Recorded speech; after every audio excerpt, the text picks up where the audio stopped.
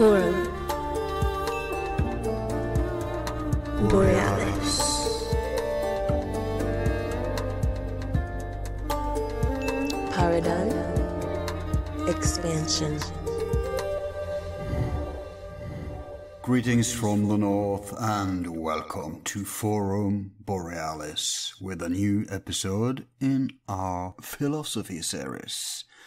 Our guest is Dr. Haraldur Erlendsson, who's one of those with a supernatural CV, so we'll just go through the highlights and you can check the full story when we get his bio up at our website.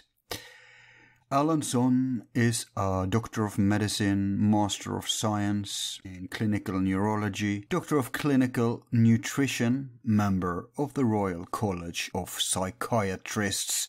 Although he's from Iceland, he's lived long parts of his life in India and United Kingdom.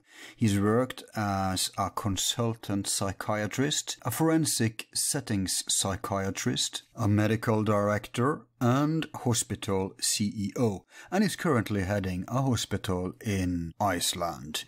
He's trained in various techniques of hypnosis, including past life regression and life between life therapy. He's a scientific acupuncturist trained with Felix Mann, but also a practitioner of Syriac system of orthopedic medicine, EMDR technique for trauma therapy, body-oriented psychotherapy, and using Jungian techniques to integrate fractured parts, as well as many internal parts of self models. He went into psychiatry to better understand inner experiences in stable people and in illness, for trauma processing and wisdom emerging, and has integrated in his approach traditional spiritual practices like shamanic animals techniques, soul retrieval, spirit release methods, microcosmic circulation, and all sorts of dream work. At a personal level, he's interested in myths, symbolism, dream time, sacred geometry, shamanic journeys, yoga and meditation, astrology, mantras, lucid dreaming, and esoteric afterlife lore, to name but some. And is a student and initiate of several traditional esoteric associations and mystery schools like Theosophy, Rosicrucianism, Co-Masonry, Martinism, and Pythagoreanism. He's also well versed in the Oriental traditions like Sri Chinmoy Shankara of Kanchipuram, Yogananda and Self-Realization Fellowship, Sri Anna Subramanian Iyer and Ramakrishna Mission, Sri Vidya, and the Icelandic theosophist Sigvaldi Hjalmarsson, with his main practice on esoteric Tantra, mental physics, and breathing exercises. Haraldur Erlendsson hooked up with author and psychotherapist Keith Hagenbach and co-authored a book called The Man Who Drew Triangles. The novel seeks to raise awareness of the intimate relationship between our planet and spiritual forces through the voice of a young Icelandic mystic named Olaf. We learn that the land embodies spirits and humankind needs to work with the divine to bring greater well-being, healing and harmony to all living in the fold of earth.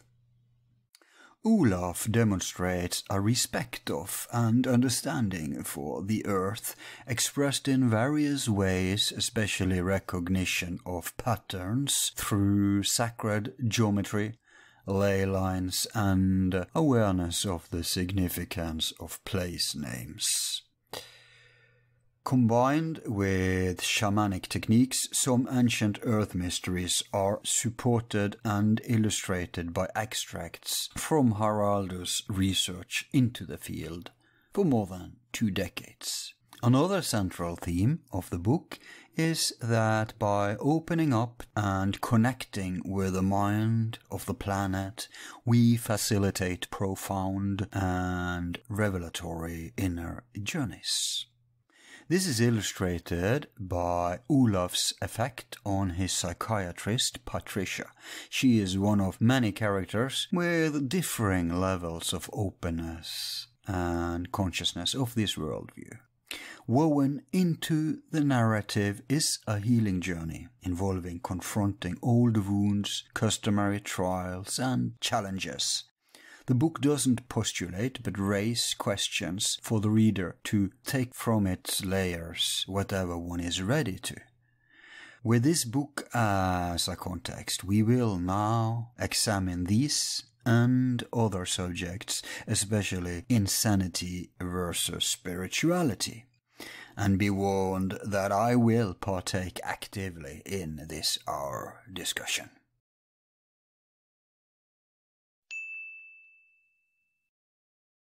Welcome to Forum Borealis, Harald. Yeah, thank you, Al. Now, in the interest of full disclosure, you and me, we go way back, so we are friends in real life.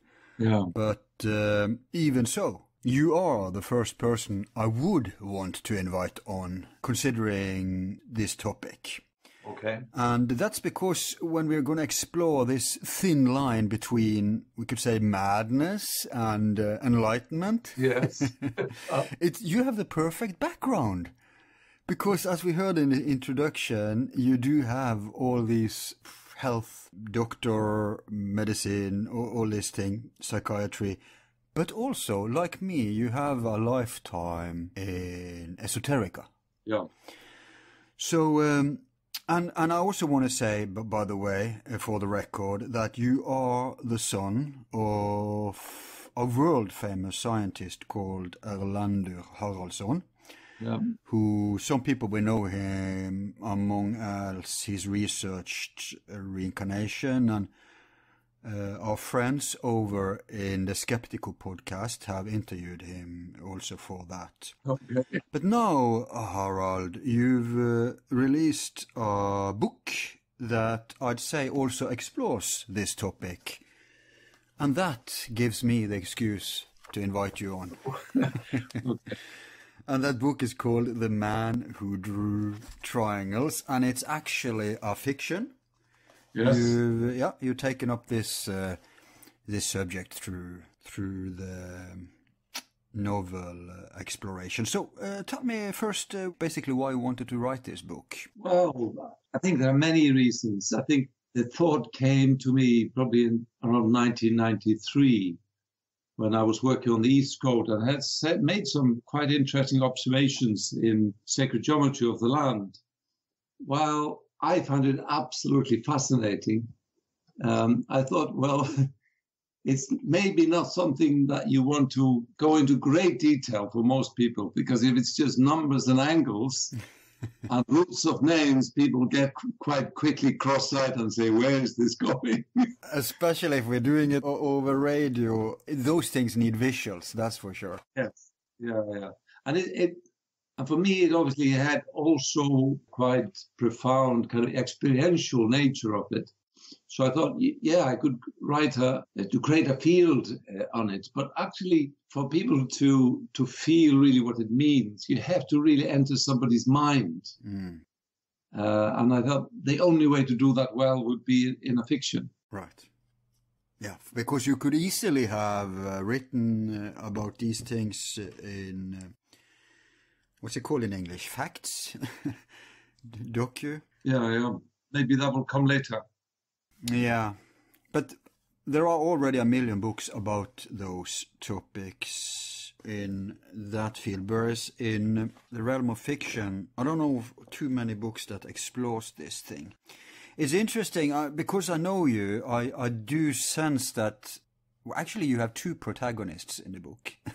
Yeah. But I do sense some of you in both of them. Not that that's important. I've never been a fan of the psychoanalyze the author through the characters, because I know I can create characters that are completely alien or different to me. We all have all the archetypes in us, right? Absolutely. But it's still a little apparent because Olaf, as I'd say the shaman figure, the person who represents craziness, chaos, but also spirituality, the young man, Olaf, he kind of reminds me of your younger self or the youth within you.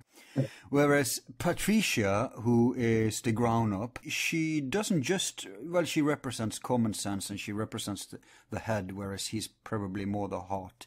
She's order. But she also has a spirituality in a way, because I'd say spirituality is everywhere. Yeah. And you also find spirituality in what she represents. Besides, she has a dwelling, even though she's agnostic, she has an innate spirituality in that she has the faith from her background. So she represents maybe the more responsible your persona, you as heading a hospital, and when you work with healing people, and healing is very spiritual too. And we know also that in the ancient times we had these healer prophets, these shamans, and we find both those roles covered in your two protagonists. Mm-hmm. Now, I've talked myself away from my question. I think if I take you on that, I think obviously there are a number of key characters, but these two are kind of fundamental, and the way I understand them is that they stand for different points of view when you approach the inner reality. And while Olaf is, in a sense, utterly mad, in the sense that inner world is fundamental to him, external world is more fleeting. Right. While Patricia is the very opposite. So for most readers, Patricia is more the safe journey through the book.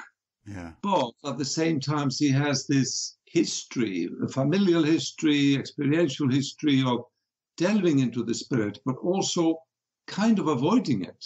Yeah. Being a little bit afraid of it. And she's fascinated by Olaf, but is very cautious of entering his world. Yeah, because in her mind, he's kind of walked into the deep end. Absolutely. And most people are afraid of never coming back. Yes. From the abyss. There is no coming back. There is no. If the cat is out of the bag, it's out of the bag. Yes. But I think I was going... It was this interesting dynamic between them and what they represent, because they kind of represent what we're going to discuss here today. Okay. And although we are going to go into philosophical and topical issues here when we converse, the book will be looming in the background, and we'll go back to the book as a reference many times because these subjects are touched in the book. No. And I think we ought to begin with... Actually, I want to begin with you as a psychiatrist and put you on the spot a little bit. Okay. Because most people who are somewhat spiritual awakened are very skeptical to psychiatry. And it's no wonder, because usually they are pharma pushers. That's basically what they are. They are legalized pushers. And I tell you, my friend, actually, I know many psychiatrists. Okay. not from patient experience, thank God, but nevertheless, I'd say that it's a typical job which attracts psychopaths, because I think it's attractive to people who feel some kind of power trip if they have control over people's minds, or they think they do.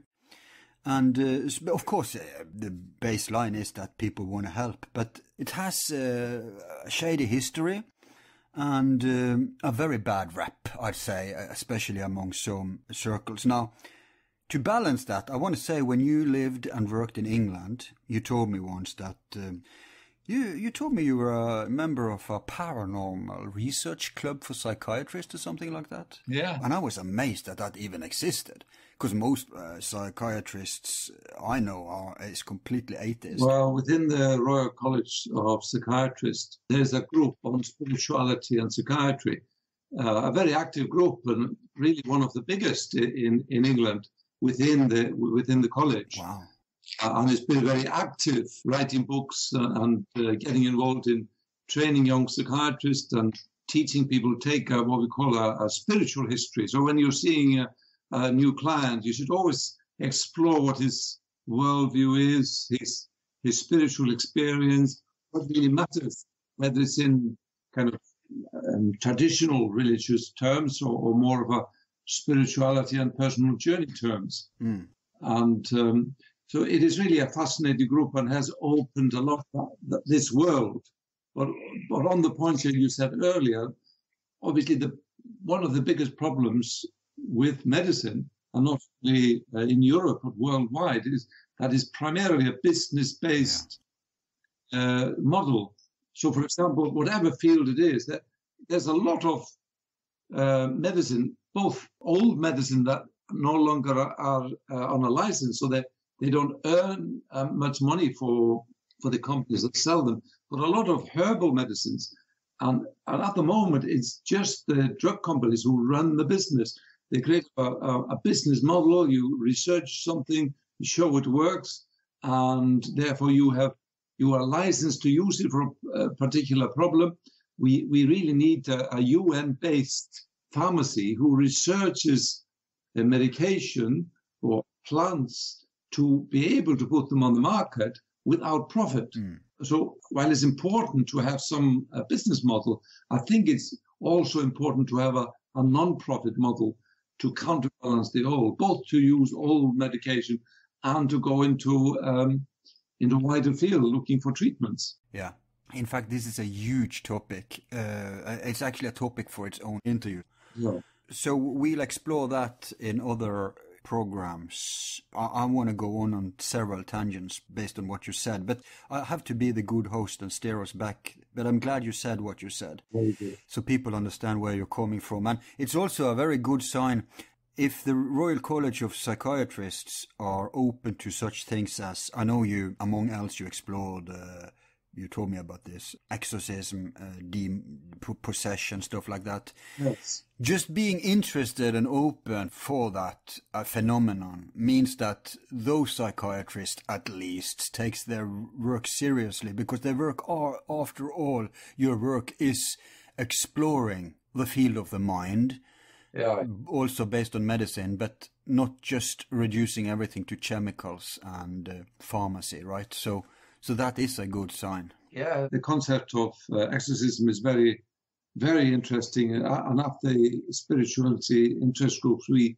had a conference on exorcism, even more than one. And it's been the most attended, I think, of all conferences. Wow. At the college. So there was really a lot of interest. And I was actually one of the speakers there, looking at the kind of appearance of spirits or demons or angels in interviews with people with multiple personality, and to what degree they are demons and angels, or to what degree they are more archetypal aspects of self merging in consciousness, and you can have dialogue with them, but they are really parts of yourself. So it's a fascinating topic. It is. I may actually, if we have time, maybe we can go a little into that later. No problem. But where we really should start is, I want first to have you account for what we just could call insanity, whatever that is. Yeah. Let me say first, it's interesting that in ancient and primitive cultures, it is often spiritualized, actually, where it can be regarded as a gift or a curse, where it can be a resource, a superstition. We also see that, for instance, the shamans, they are psychonauts. They are explorers of the mind, and they have to overcome their own limitations. They have to go through these initiations where they master fields of the consciousness, and often with mind-bending psychoactive drugs. We're back to psychiatry. And people kind of struggle with, I mean, today we will say that something is crazy if it's just alien to us. But what is insanity really, and sanity? Is there any clear line between that? How would you at all define it? And I'm not saying strictly in a medical term now. I'm talking philosophically here. Well, there are certainly ways to differentiate between what you could call a psychotic illness and psychic experiences. It's not really by defining the experiences itself, but to what degree it affects the person experiencing it.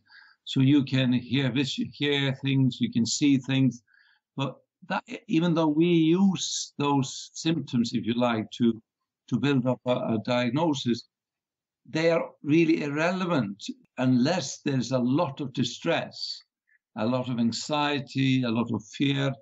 It's not really an illness. So many people, up to even 25% of people hear voices. Normal people that don't associate hearing voices with distress, then it is not an illness. So it's really a psychotic illness. It is a state of really extreme distress. That's very interesting, because in my line of work, I've worked many years as a meditation instructor, and I have noticed that if people don't hear it by default, for certain they can go into states of mind where they do hear stuff like that. And usually that's associated with what's called theta, the theta states of the brain waves. Often it occurs between sleep and awake, that borderline state there. So, but what you say is that it can also be triggered by stress. Well, I said it actually is more a symptom of distress, of feeling really unwell, feeling full of fear, anxiety, etc. So feeling really intense emotions. But there's another way of defining a mental illness, and this is what we call insight. To what degree you are able to differentiate your experiences from normal life. Now, people with psychotic illness like schizophrenia, they often have periods of great distress related to maybe voices speaking to them or talking about them, and leading to really great vulnerability within them. They feel someone is plotting against them. So it's causing really intense discomfort to the person. And lack of clarity in thinking, lack of logic. It can be. Well, it is, but I think if you compare dreaming with psychotic state, they have many things in common. So you may, in a dream, you feel it is the only reality while you're in your dream. You are fascinated by it. You may be your usual self. You may be a different type of self. You may be in familiar surroundings. You may feel comfortable, or you may feel that someone is hunting you, etc. But at that time, unless you're having a lucid dreams, this is a dreaming that you have full faith in. There is no doubt this is your reality. Now, in psychosis, you have almost like a dream going, which is fully convincible, as well as the external, and the two merge. So it's almost the dreaming function and the daily consciousness and sense of self are happening at the same time. No wonder that Olaf, the protagonist in the book, I noticed that some of the tools he's using in his path, one of them is dreams. Yes. And that's also one that he can bond with Patricia on, because that's one of the few. I mean, we all dream, right? And as a psychiatrist, or at least as a psychologist, you should be interested in dreams. If I'm not mistaken, was she a Jungian trained therapist, or in the book? Am I a Jungian trained? No, not you. Patricia, the psychiatrist in the book. Well, it's hinted at that she's very much into Jung. As an English psychiatrist, Jung is not really high up on the list. But we thought her as with strong kind of Jungian interest. What about Wilhelm Reich, by the way? Is he any popular these days? No. Okay. Yeah, so dreams is a touch point. Yeah. So I'm glad you used that as a reference. In fact, when I try to imagine, well, if I was to try to explain in layman terms, or maybe I would say metaphorical terms, the difference maybe between the average state of mind, the enlightened state of mind, and what we could call insanity, distressed state of mind. Yeah. I'd use this metaphor, and you can give me your response if you think it holds water. Okay. Let's say that average people are sleepwalkers who are walking around in the forests, and they are concerned with the immediate. So, okay, I can only see in front of me, but I can't see the forest for all the trees, right? So I'm kind of lost in the forest, but at least I can maneuver my immediate surroundings. Now, I'd say that if someone falls down in the water, in the lake, the people in the lake, they still have a reality they respond to, but it's below water, so they are not very good at functioning. They can't see what's going on in the ground where the others are. So the others will deem them crazy because, look, what reality are they talking about? We can't relate to this, and it doesn't work in this world of ours here in the forest.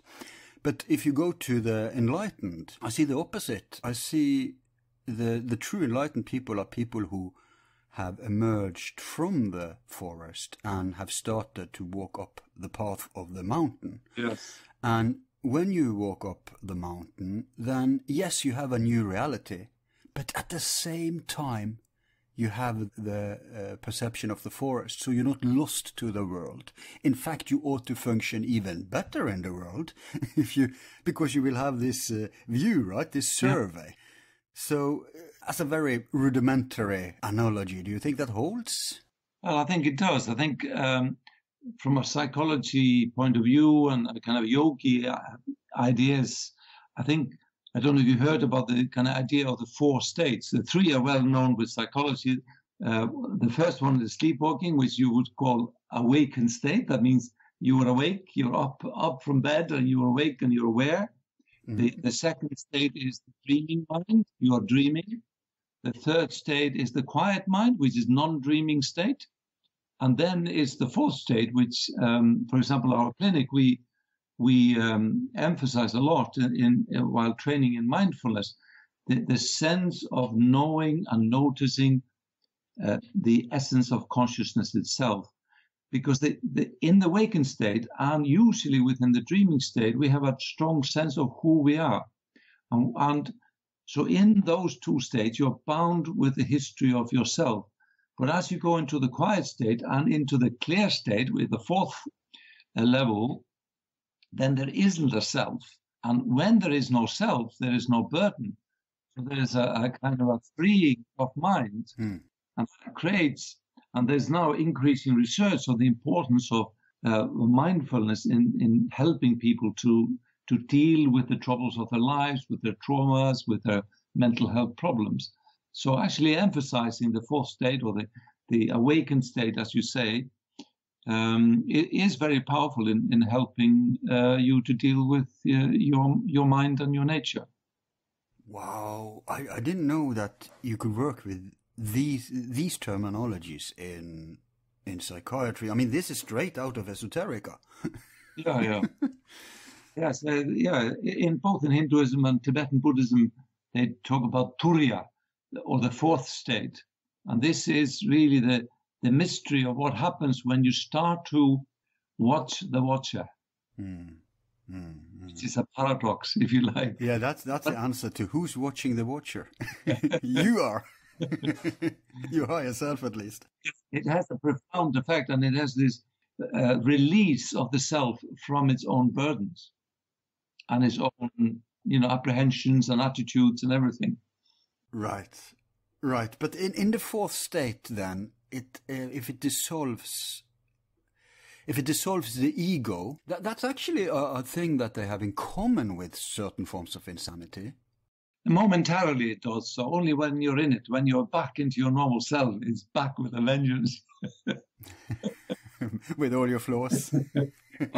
But I think when you cultivate a kind of daily awareness of awareness, then you're no longer in the storm of yourself, you're more of an observer, and that takes away the burden, if you like. So you're still there, your normal self is still there, but it's not central of the consciousness. It's not really the burden of being. Very, very interesting. Yeah. So let's say we've put our toes in the water of insanity. Now I want to put the other toe in the water of esoterica. Okay. Because the book is dialectic in that, and this shows subject too, in that it is those two areas and the field between. And of the entire field of esoterica, you've chosen especially sacred geometry. Right. Which is prudent of you, considering that you're very well versed in that. Now, I mean, I could quote to death right now. I won't do it. I'll just give a couple of Pythagoras. Okay. For instance, we have the famous, in the beginning, God geometrized. And we also have the saying that geometry is frozen numbers in space. In many ways, you could say that it's the feminine approach, because it's the manifestation of the light, of the numbers in 3D, whereas time is the masculine. And we also know that, I've just read actually, that they discovered at a quantum level, goes straight to the design of reality. Yeah. They found that there are basic, I guess, Platonic solids, which is incredible. Yeah. And of course, we also know that all of matter, what we define as matter, is built up of different kinds of geometry. I mean, from snowflakes to galaxies. But in another macro level, we have these famous Earth grids. You could probably call it power centers, these nexus of energy, like chakras in the body. Some call it dragon lines, some call it ley lines. It's never been my speciality, these things, though they are interesting. But you are very good in these things. You've always been a little bit crazy about that. Indeed. And we also have it often connected to names of places. You impressed me many times by showing discoveries regarding that. And of course, there's many books about it. For instance, Henry Lincoln, very famous, which was one of the authors of Holy Blood, Holy Grail, who went into this area. Yes. And it's often associated with sacred sites, old and ancient places. Now, I want you to try to give an explanation of this field to the layman. First of all, how would you explain this phenomenon? And second, this is a very important question, why does it matter? What is the use of it? Okay. Well, I think you gave the idea a bit earlier, in the idea of kind of quantum qualities, especially quantum entanglements. I think matter and space somehow can have a sacred nature. You wonder what that means, but it's a sense of wholeness, a sense of clarity, etc. And I think the ancient cultures, certainly the Indo-European culture and probably most ancient cultures, they had this idea that you need to weave, almost like nest making. You need to weave the sacred around your culture, around your land. So they would create points of reference where everything that they knew was done to create a sense of the sacred in that place, a sense of the clarity, a sense of freedom. And now with names, with forms, they would weave a fabric of interconnectedness, a kind of quantum entanglement of the sacredness. So people could almost plug in at certain places into this higher states of mind. So sacred geometry was just a toolbox to do that, and even in the land, but even on the physical body. And they use the idea that language in its essence is sacred, is built on vowels and consonants, which all can stand for ideas of the feminine and of the masculine, of the pure consciousness and power. And the idea that certain roots or certain ideas with words have the power to bring a spiritual awareness to a place. So very much like an unsung song for each place, through the name and through the harmonies with other places with similar names, you forge a link. I think these are man-made woven fabrics, if you like, that are put on the land and on the body. Really? Yeah. Because there is a paranormal aspect to it. And you've shown me how, for instance, if you put a bird perspective to it, Yeah. let's say we go into a anti-gravity spacecraft and we see it from above, we hover above places, we'll see that these lines, they chose places that are geometrically connected. Yes. If you use the bird's view, but not just that, they put names on it. Yes. That are related to huge distances. And this isn't like, well, we do know the Templars did this deliberately, actually. Yeah. But it certainly doesn't explain all these phenomena. It's not like it's been one band of enlightened people who has walked around and forced people to use names or put down places. So how do we explain? Is it the collective subconscious that forces this up? How is this even possible if it's only man-made? I still think it's man-made, but I think it's man-made on a very deeper level by masters, by people who have the spiritual gift, who have the ability to connect to the inner realities. Is not done by physical science. It's done by the science of spirit.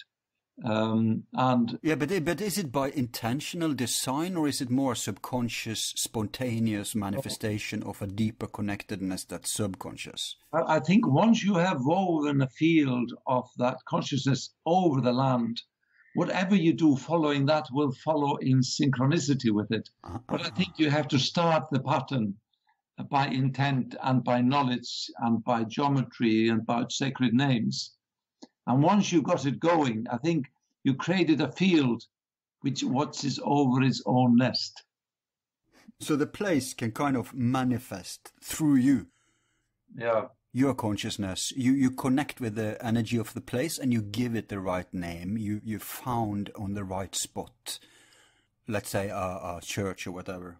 Well, I think if we think of it as kind of a magicians of spirit, they would honor the spirit of place. They would seek to manifest an aspect of the sacred within it. And they would think of other places, preferably in sacred geometry relationship. And through their consciousness, they forge an entanglement between these places. And through that entanglement, there is a line of consciousness between the two places. So it's about connecting. This is traditional back in ancient Icelandic practice, isn't it? Well, we certainly find a lot of it in Iceland. This is where I kind of discovered my understanding of sacred geometry and the use of names and forms and etc. Yes. Yeah. And we have some legend as well in our Landnáma. It says that one of the Norwegian first settlers there, called Grim, the goat shoe, he was given the task to find a place for the parliament. And he is the highest paid man in Iceland ever. Every person in Iceland had to pay him a fee. And he went around the country, measured and whatever. His name is very interesting because Grim is one of the measuring tools of the old Roman surveyors. And goat shoe is kind of, he moves up and down mountains like a goat. So he's the goat, a lord of measurements. And he finds a place for our parliament, Thingvellir, and he does it really by very simple means. He finds the most western part of the land, the most southern part of the land. He draws a line between these two outside guardians, if you like, and he divides the line by golden ratio, and there you are. Yeah. So, and this idea of golden ratio is create a kind of a golden harmony, a point between two places where there is a sense of the sacred. But in the book you have used, I noticed, more Celtic references, and you've chosen mainly to focus on Britain, although I do know you have charts for probably the whole world. But I've seen, at least you worked with Europe. Why did you choose Britain and the Celtic references? I think the Icelandic tradition probably comes from a mix of Ireland, the Scottish Isles, and Norway. So it's more or less going back to the roots where the system was formed. And I think within the pre-Christian Celtic tradition, we had this kind of almost like original Indo-European tradition where the mountains become a focal point, and the kind of the sunrise points of midwinter and midsummer become the symbol of almost entering the sanctuary and graduating from the sanctuary, from the school of spirit. And there were certain gods related to these two directions, who then became Christian saints in the early Celtic Church. So for me, the kind of this foundation of what I found in Iceland is really in the UK, even though you can find it certainly in Norway and elsewhere. I was certainly drawn to it. Also, I was thinking about how could I start to bring my ideas, and I thought the English, they love their land, and they are really kind of attachment on a small scale. Icelanders like the mountain and the vastness, but the English like their gardens. They like the hobbits. But they have a sense of the land, and the Irish certainly even more so. So we take Patricia and her son Colum, and in fact Saint Patrick and Saint Columba are these two stages of beginning and ending their spiritual journey. They're often symbolized by the black and the white bird. That's not a reference to Hugin and Munin, is it? The two ravens of Odin? Well, it could be. I think obviously in Nordic mythology we have the two black ravens, but we also have the eagle, and the eagle is usually then a symbol of that luminous bird, while the black bird is the beginning. It's the beginning of seeing in the darkness, or stepping outside darkness into the light. Again, we have this field between the unconscious and conscious, order and chaos, sanity and clarity. By the way, because I guess no names here are coincidental, Patricia, that was the relation to St. Patrick? Yes. That's why you gave her that name? Yeah. Why did you call the other chap Olaf? Well, in the Icelandic mystery, Olaf, just to explain first, in the Icelandic tradition, the esoteric tradition is very different from else in Europe, because there was never a war between Christianity and the heathen tradition. Right. In fact, the Christian priest, they were all educated in the ancient ways, and our first schools were attempted to integrate the two. So poetry, culture, spirituality, and religion, they were integrated. So when the Icelandic kind of heathen tradition was translated, Olaf, which was King Olaf, either the former or the latter, at the time of the settling in Iceland, they stood for the holy man. The king means someone who's overcome his darkness. And Olaf, like in tarot symbology. Yeah, in Nordic mythology, we have 4 types of men, very similar like in India. We have the thrall or the slave. We have the carl or Charlie, who is the farmer. We have the earl, who is the leader of man, and we have king. And they really stand for 3 stages of man. The one who is a slave to his being, one who is starting to care for others. Sorry, what was the term for the second one? What did you call him? Carl, okay. Charlie. Okay. Which just man. Like in Charles? Like in Charles. Oh, okay. Yeah. Do you have that in Norwegian? Carl? Well, but it's imported, isn't it, from French, I think. Yeah, okay. Hey, we could say car, like a chap, a guy. I don't know if that's related. No, it possibly is because the difference between Icelandic and Norwegian is that we have a lot of Celtic words. Yeah. And the name for man and woman, Karl and Kerling, they're probably Celtic rather than Scandinavian. Hang on, Karling. I do think in Norse. I do wonder if this isn't my forte, but it doesn't matter. I think it's Celtic root rather than Scandinavian root. Okay. But Karl is the if you like, the caretaker. The root could be kor, heart, the one who is awakened his heart, who is starting to look after others. While the earl because all these first three words are from the root Earl. Okay, we say Jarl, as you know. Jarl, yes, exactly. Same in Icelandic. But and we have the name even, Jarla. Jarla. Yeah, Jarla. And that means someone who is actually exploring spirituality, while the king has embraced his spirituality. And Olaf in Iceland, for example, in our saga of Bard, the snow mountain god, Olaf is a really key, and he stands for the consciousness, the fourth consciousness beyond Trinity, while Bard stands for the third part of the Trinity. So Olaf stands for the kind of the fourth state, the behind state, if you like. Right. This snow mountain god is present in your book, by the way, which is kind of funny considering that there's hardly a mountain in Britain and compared to Iceland and Norway.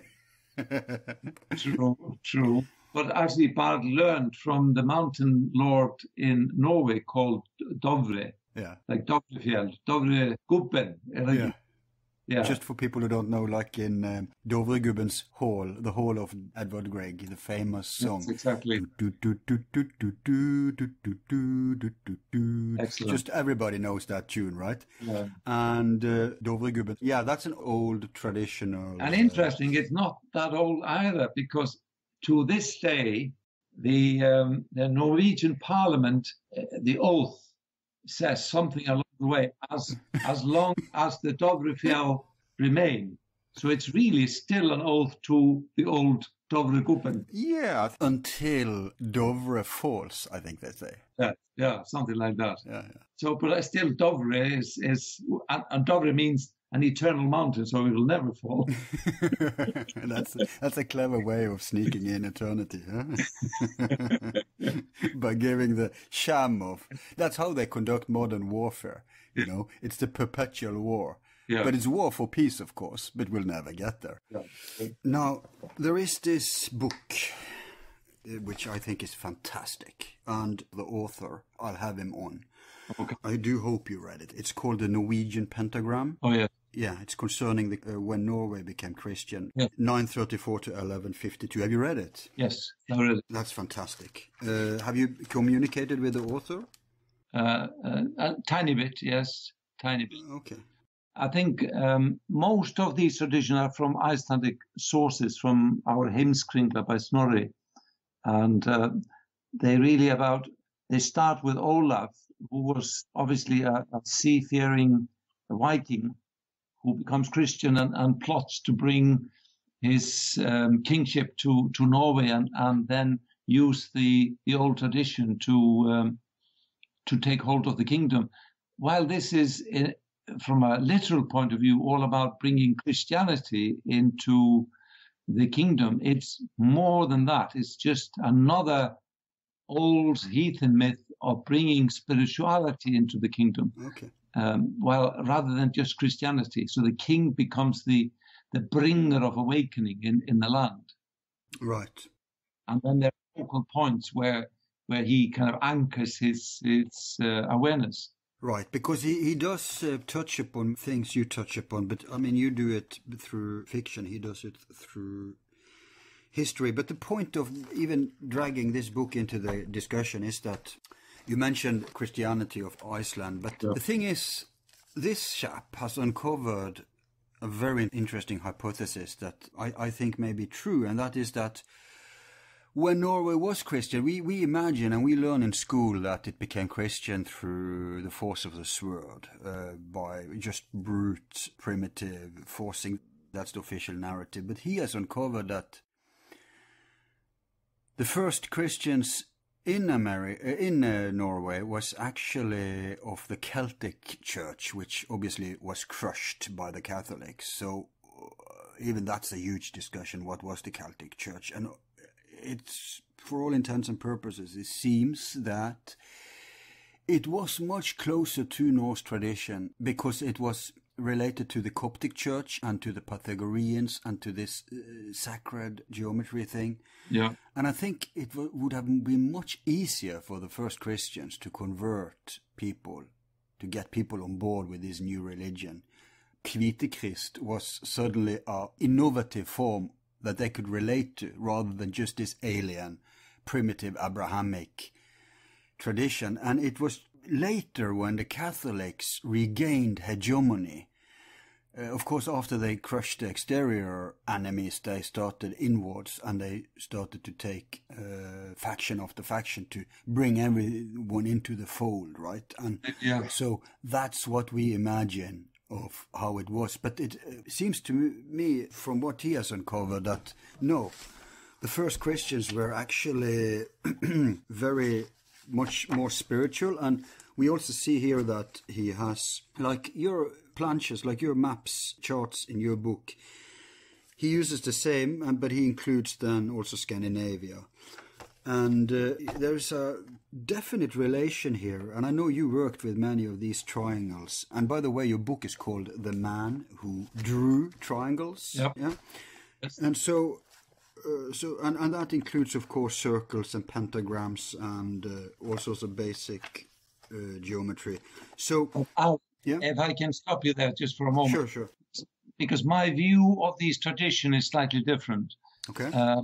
Because what I see that these old texts are doing, they are marketing a new culture in the style of the old.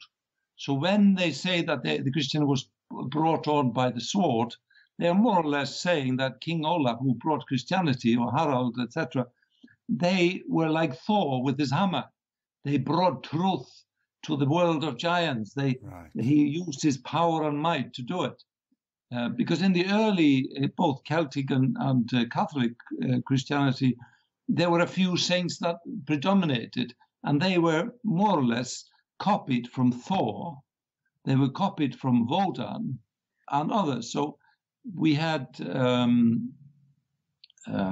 Saint Martin because he liked the booze. We had Saint Michael because he had the sword, etc. So they are more or less copied after the old Nordic gods. So when it's emphasized, it's done by power. That means the power of Thor, the power of spirit. So I think you have to understand that this isn't necessarily literally brutal, but in the ideas of the previous culture, it was done by the power of Thor. Mm. Yeah, so it's a symbology, but there's also history traces here. If we look at the first Christian orders that settled, and we know the Templars was heavily present. In fact, we know now that the first Christians up here were, all of them were heretics. It started with the Celtic impulse, which back then, this was before the Celtic Church was crushed, and you know better than me, you lived in England for so many years, worked there. You know the debate about the Celtic Church and what was it really and such, and what was its roots. I mean, some even claim that it was founded by Joshua ben Yusuf when he was traveling there with his father. In other words, before the formal establishment of Christianity. But no matter that, just the fact that all these Templars who went to America, for instance, which is now proven, you have the Kensington runestone that previously they thought was a fake, but which is now verified. Okay. And you have just the fact that those Christian impulses that are concerned with geometry, name places, sacred sites, sacred geometry, was present in that form of Christianity and in the ancient times, ancient traditions, Norse traditions. So I see a very short step. Yeah. I think it's much easier to bring, of course there's always some stubborn old-timers who refuse to get around. And I don't doubt that they had to kill some of them for just for power purposes, right? Right. But if you're like a wise man, if you're like an enlightened Norse traditional man, and you meet this band of new people, new initiates traveling around, you would recognize. Yeah. Traditions aren't that different. I mean, you're the first to concede that Indian mythology and Indian tradition, that I know you've studied, by the way, is very similar to ancient Norse, wouldn't you say? Very much so. A lot of the same names are used. And it's historically connected too. It's not just that it's a similar kind of philosophy is also historically connected. Yes, it opens really we are so occupied nowadays that the beginning of culture was in Egypt and in Babylon and in Ur. But in fact, the old Indo-European source culture was around the Black Sea. It was probably already strong, 7,000 years ago. This is the place where we first created gold, that the artists are beginning. So this was the beginning of what we would say Western culture. And India is just that movement of that culture going east, while Scandinavian culture is the same culture going north. And the Greek culture then just moving a little bit west. So they're all coming from this homeland, if you like. Are you aware of, you probably are, our local Norwegian hero, Thor Heyerdahl? Yes. One of the last projects he worked on. Yes. Unfortunately, he died before he could see it through, but he was a proponent of the theory that the Norse traditions originated around the Black Sea. And in fact, he took it so literal that he said that Odin was actually a clan's head that emigrated from the Black Sea area up here to Scandinavia. You familiar with that? Yes, I even go further. I think that the highest mountain in Europe, which is Elbrus, is a reference for the god of the old Indo-Europeans. And so when Woden goes to Uppsala in Sweden, it is calculated from that mountain, certain distance, certain direction. When it goes to Rome as well, when it's got to Athens as well, even Mecca is calculated from that same reference point. Certain distance is certain direction from the key reference points for the Indo-European culture. Interesting. Yeah. Okay, so back to ley lines and dragon lines. By the way, why are they calling it dragon lines? Well, there is this myths around most rivers, whether it's Rhine or the Nile or whatever, that there's a great knight who kills the snake in the river. Yeah, like the famous, is it St. George? St. George in Danube or Donau. We have it as Horus in the Nile. We have it as Beowulf in one of the biggest rivers in Sweden. So, Beowulf. Yeah. Beowulf. So I think for me, it is all about the central column of consciousness within the body and the power that lies within it, which can both enslave and liberate. Once you put the spear there, then it is a collaborator, not an enslaver. So it is a symbol of transforming the worlds, the life energies in harmony with the divine. Then they have been speared. Then they don't live anymore for themselves, but as part of the whole. So for me, it's a symbology of transformation of consciousness in the human state.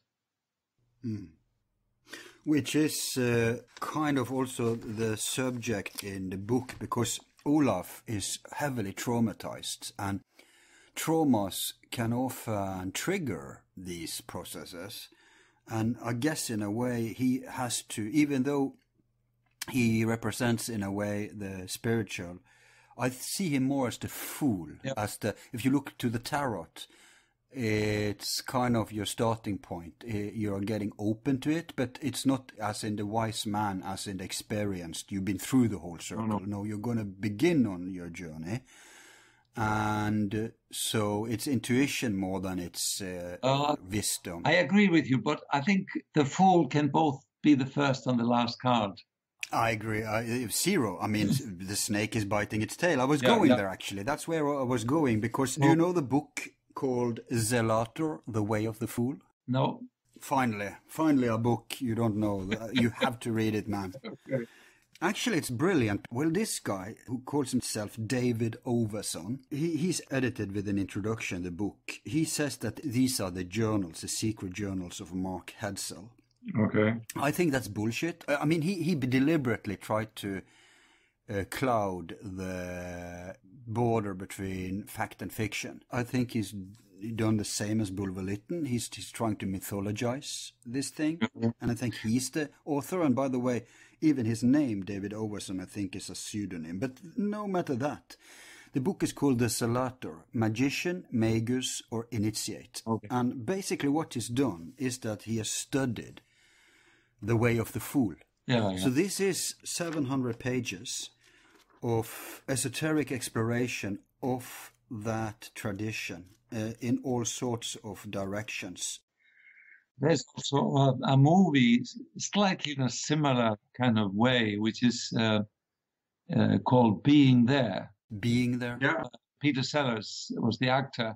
And it's about a man who is more or less brought up confined because he's a secret son of a rich man, so nobody was allowed to know. So when the old man goes, he goes into the world. All he has done is looking after the garden.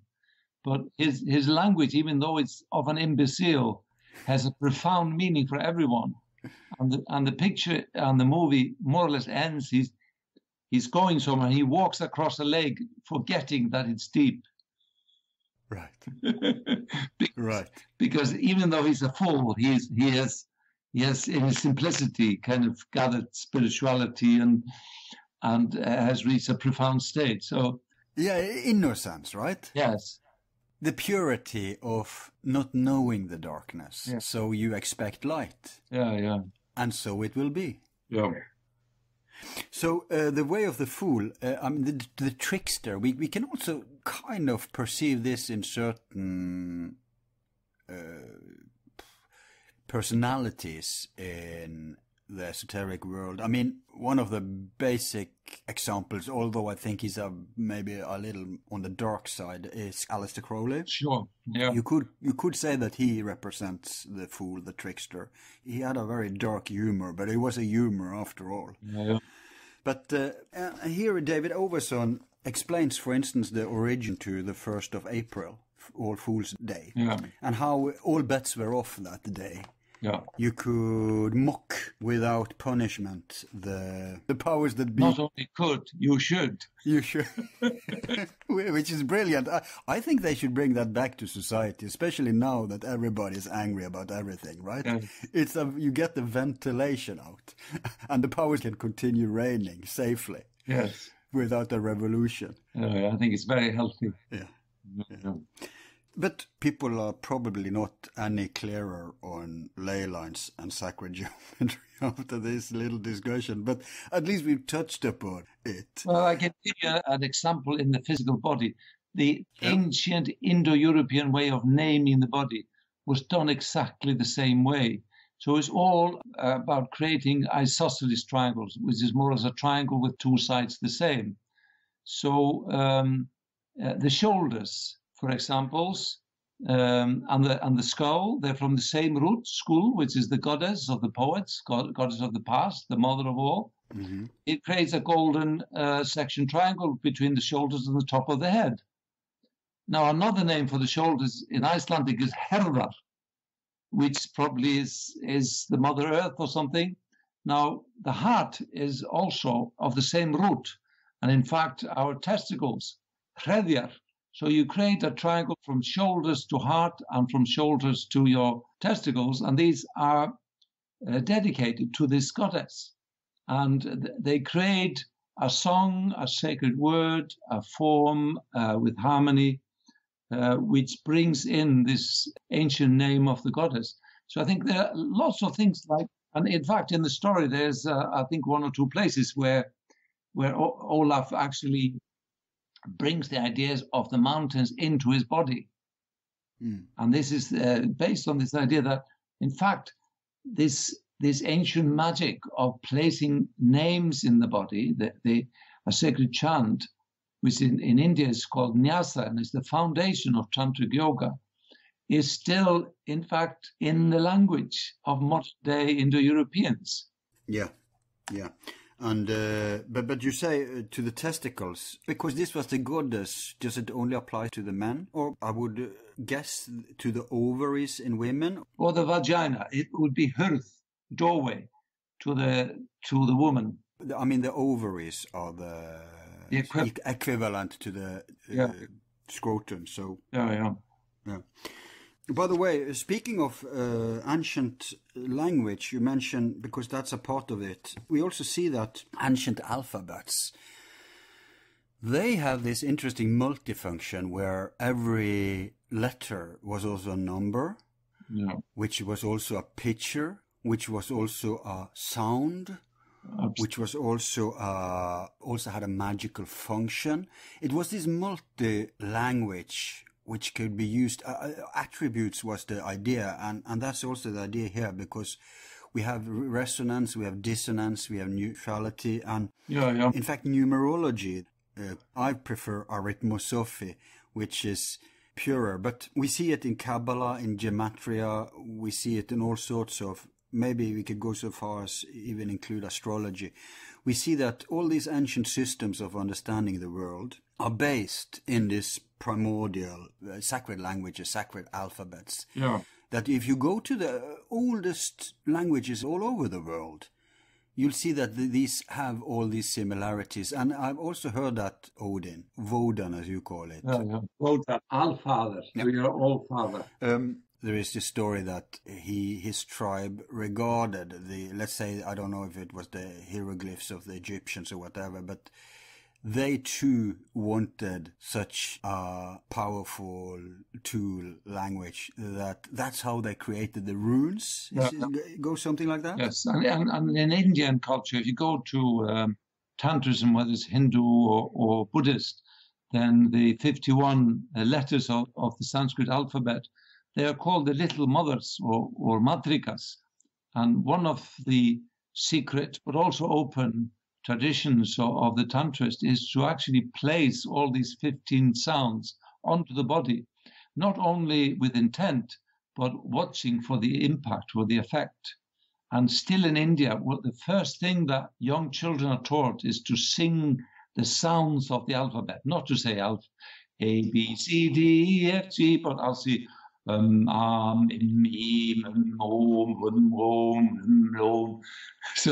they are seen as the mother of consciousness, the mother of healing, the mother of transformation. So they basically learn the craft of mantras. Yes. Fantastic. We have much to learn from the ancient cultures and the remnants that still exists. Yeah.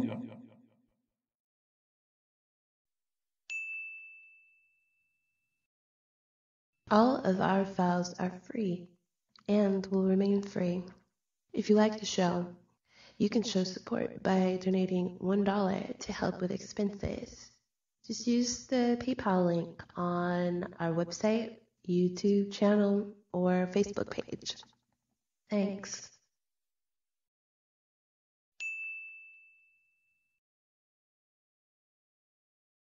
Okay, so we have the field of esoterica, which basically is the path to enlightenment, and then we have the field of insanity, which is basically falling off that path and struggling to get back on your feet. Yeah, but also in the book, it's also the fear of insanity, because people are afraid of the unknown. They are afraid to trust the inner world, because in many ways, as we approach the inner mind, we meet all our demons. Everything we're afraid of, everything that is unresolved. So we know from research like on transcendental meditation that many people actually get very ill, mentally unwell, when they start yogic practices, because it brings out your suffering. Right. So the fear of the unknown is the fear of what you're going to meet there. But obviously they are just empty monsters, but they need still courage to confront and meet. Like Jung's shadow? Yes, exactly. The shadow is both the liberator and the enslaver. And an interesting thing is the shadow cannot exist without the light. It's dependent on it. Yeah, but also I see we see this certainly within mental health and kind of bipolar illness or manio-depressive illness, that with all of us, we have what I call the ox, the person within you, the shadow that holds and carries every day all your sufferings of the past. And then we have the manic, if you like, the eagle part, who flies, who sees visions, who is free. When these two elements are in control, one or the other, people feel terrible. They're either overcome by depression or overcome by flight of mind. But there's no transformation unless the two meet. So it's about... Could you repeat that sentence? I didn't quite catch it. You need to get the equal and ox together. When one is in control, there is havoc. When they start to meet, there is transformation. So it's about finding the balance of bringing the opposites together. Right. Suffering, which has to be embraced, but if you embrace it too much, you get very, very depressed, and you need a bit of equal and compassion with it. But if you just fly up, you're going to be a nonsensible, kind of theoretical ideas, fascinations, but you're still stuck in your very kind of personal framework, in your suffering and in your little world. Yeah, because it's interesting to see in your book, in the beginning, we imagine that the protagonist is Olaf. Yeah. But I think that Patricia, his therapist, gradually takes over that role. Yeah. After because he confronted his fear very early when all this shit happened to him. Yeah. I'll not reveal the details. So he went off the deep end. But through their interaction, I think she learned to trust more her. And it's true that you say, I mean, she's skeptical. Not so much of him as she's afraid of her inner. Maybe he represents that chaos in herself, right? Yeah. That shadow. Yes. Eventually, she opens up and explores. So it is about overcoming the fear and integrating it. And I know from knowing you, we've talked about this many times, you always had this beef with the banishment mentality within very much certain traditions, magic and stuff, because that's like excluding a part of yourself. Exactly. Whereas, yeah, you're more integrity, right? Yes. You believe more in the fact that you cannot leave behind any part of yourself. And indeed, if you go to the shamanic traditions again, we see that they too speak of, like, I think they call it soul gathering, where you have to go back to the places that wounds you, yeah. And that you have to bless it with your light, heal it, and pick up these quote-unquote remnants of your soul that you left behind by the pain and trauma, put them back in your sack and move on. Yeah, I think it's more than that. I use it in my therapeutic work a lot, that people's anger, people's darkness, people's depression, you know, all these difficult emotions, you can actually very easily get them to be reframed as animals. When they're in control, it creates incredible difficulties. But once you give them a personality, a form, they become a protector. They can become a collaborator. Mm. But if you battle with them, they just get fatter like the demon of, you know. So the more you banish, the stronger they become. Absolutely. But if you admire them and you get them to become collaborators, their powers assist you, not oppose you. Yeah, but how can you use them practically? Well, for example, someone who's got lots of problems with anger, either by exhibiting too much anger and frustration with people or becoming totally disconnected from their anger. Yeah, passive-aggressive, yeah. Yeah, so passive-aggressive. So when they are passive-aggressive, they have no movement in their life. They are stuck. And obviously, if there's too much aggression, they get in constant kind of conflict with people. But once they start to honor, for example, there's a tiger with them, and they walk with the tiger, they try to get to manifest that energy gently and more so within their lives. So they see it as a positive energy. They reframe their energy and explore it, how they can manifest it on a daily basis. Okay, so let's drag this completely down to earth. Yeah. So a healthy manifestation of your anger issues would be what, to pick up, let's say, martial art? It could be, but it also could be saying things that you found difficult to say, to challenge people around you in a nice and humorous way, but it is a matter of showing courage on a daily basis. Mm. Because anger in a destructive form is only destructive when it's badly used. When it's used in its best way, it's courage, it's direction, it's movement, it's power, it's life. Yeah, it's all the positive aspects of Mars, basically. Yeah. Hmm. So all these aspects of self can be, by using kind of shamanic ideas, you can attempt to integrate them, and it's all through admiration an appreciation. Yeah, but then it's an admiration and appreciation of the root, of the basic causal element, not of the manifestation of anger itself, let's say war or violence or... Well, the problem is that if you try to train the shamanic images, they become impotent. You have to admire them and trust them to take care of the destructive qualities themselves. So it takes a lot of courage and faith, if you like, leap of faith, to do this. But you have to allow the quality to disarm itself and yet hold its danger. Because if there is no danger, there is no power. So it takes faith. It takes courage. But it's a very subjective thing. Yeah, but once you use imagination to awaken these aspects, they become so vivid and so almost palpable. They become very, very real. Incredibly real. Yeah. On a daily basis, you can see them where they are around you in your room. Even though they are not part of your physical reality, they become very powerful images within your inner world reality, even during your busy day. Yeah. But I know that people who more or less master this or attempt to do it, it's a two-edged sword actually, because on the one hand, some people will admire them, or their qualities rather, because maybe they recognize that this is something they want to attain themselves. We all know how to recognize stuff in others that we ourselves seek. Yes. But the shadow of that is envy and projection. Like you'll meet people who, I don't feel comfortable around that guy or gal because... Exactly. Yeah, because he does display these things, right? And those people aren't. So it's not a very diplomatic solution, I think, actually. But then again, I'm not saying that's desirable, because trying to please everyone is doomed to fail. And I know that from my personal experience. I think these techniques are amazingly effective, and it just takes a couple of days of work to actually see how well they work.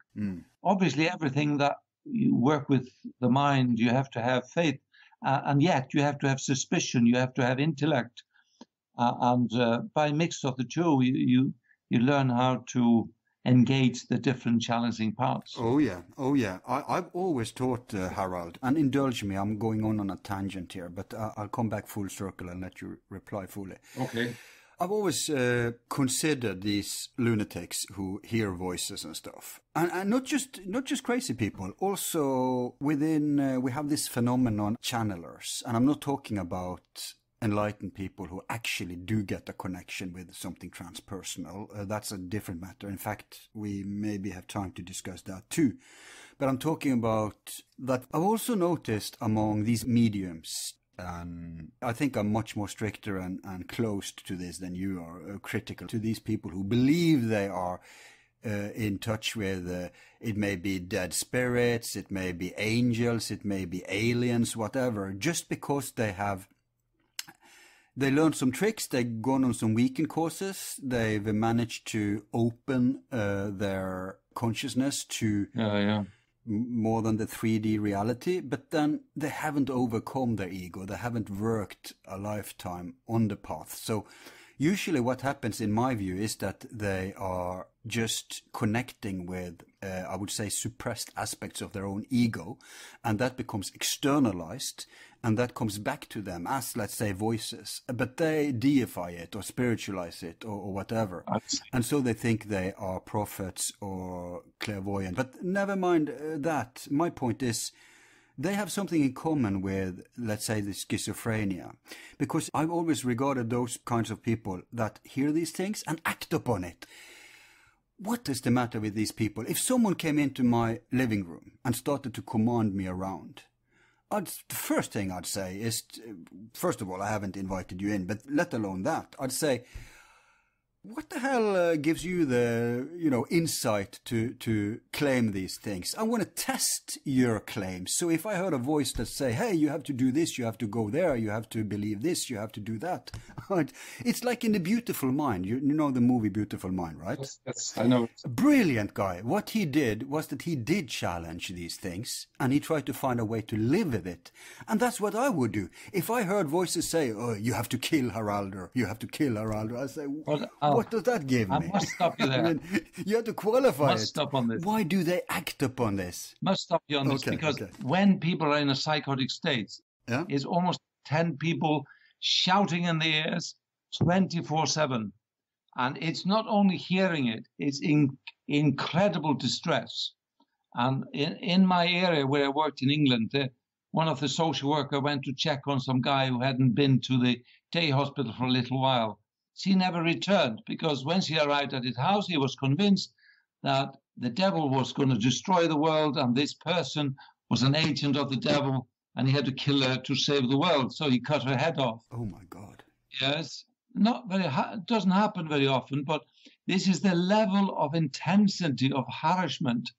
We also know from psychological tests, I think it was done in New York, some decades back, that you can turn almost anyone into a murderer in an hour or two. Everybody can, with pushing, almost everyone, doing horrible things. And these voices can be so harassing, so overpowering. And one of the psychological treatments we actually use for voices is to help people to challenge the voices, as you were saying. But you can only do that when the fever of the psychosis comes down, because once it's hot, it is so powerful. It is like a truck coming. You can't stop it. Wow. That's a good point. So they kind of yield to it in the hope that it will ease the pain? Yes. Yeah, and also they start to believe in it. They become like in a dream. They're convinced of this reality, which is obviously created by the inner dreamer, right, is the only reality. Right. As we do every night in our dreams. Yes, but even in our dreams we can apply some measures. I know I for one, learned many, many years ago, helped me very well.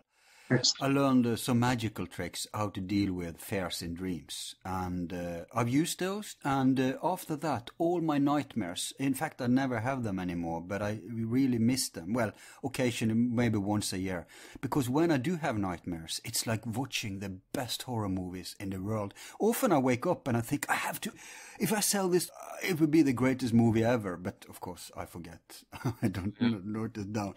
But so that's a way where you overcome the fear. I get that, but my point is that my beef with them have been, why don't you apply some basic logic, rationality, some tests, right, to the notions? But when you now say to me, I now understand it better, you say it's like in a dream state.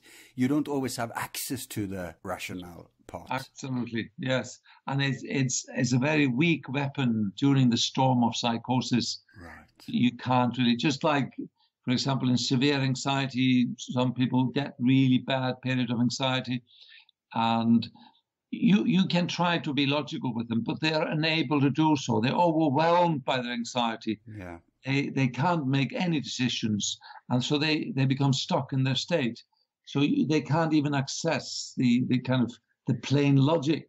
Logic is better for the aftermath, I guess, for making sense of what you went through. Yes, absolutely, yes. When it comes down to logic, it's shit. It doesn't really work very well with the mind. The creative mind, the heart approach, the experiencing, under the experiences are the tools that work. But logic, more or less worthless, unless as an end product at the very end of the process. But not very helpful. Obviously, nowadays they are very interested in kind of cognitive behavioral therapy, which uses a lot of logic. Yeah. But you can't really use that in very unwell clients. They have not during the attacks, at least. No. Later on, in the kind of rehabilitation phase. Yeah. Not in the severe illness. People have tried it. It works maybe a little bit, but often. Yeah. It is so shall we say, so challenging for the clients. They feel threatened by the approach. It doesn't have staying power, right? No. In the moment it may, but then it's gone again, like a feather.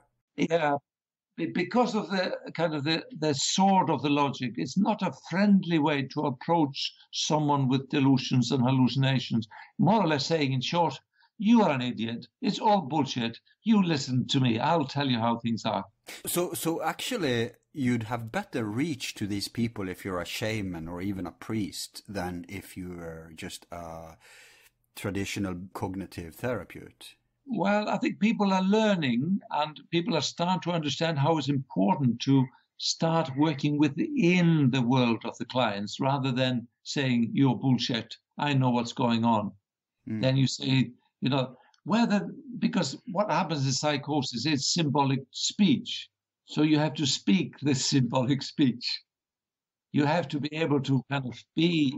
Yeah, it's like communicating with Jehovah's Witnesses. The only way you'll get through to them is that you know the Bible as well as they do, and then you argue on their own premises. Yeah. Then they actually listen to you. Yes. And I guess the same goes for all sorts of fundamentalists. All that. That's interesting. Yeah. I want to corroborate. Yeah, you want to? No, you have to meet people and use their own language to communicate. You can't, of course, when in Rome, right? Yes, exactly. Because I want to corroborate what you said, because I recently saw, coming out of the closet, I just saw a Dr. Phil episode.